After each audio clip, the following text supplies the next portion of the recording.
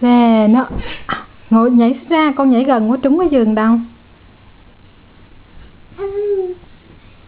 Về nó yeah.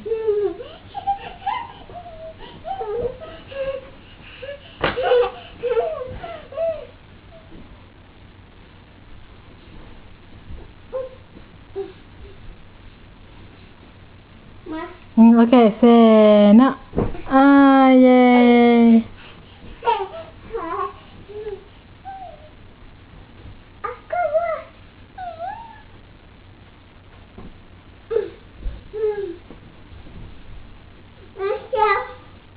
Ok, rồi chăm.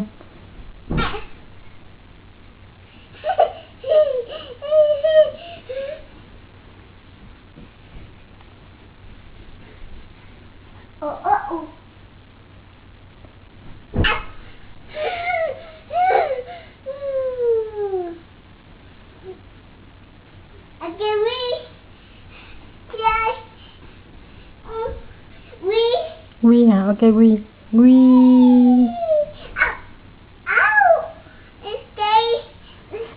Cái đó không phải slide đâu con. No, không có slide nữa. Đau.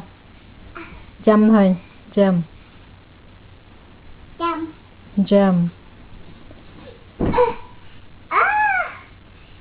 Slide.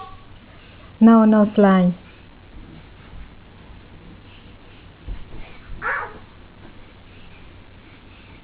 Con pee pee chưa?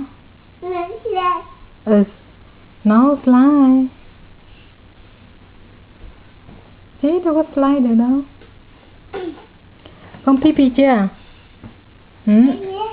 of course. 3 colors.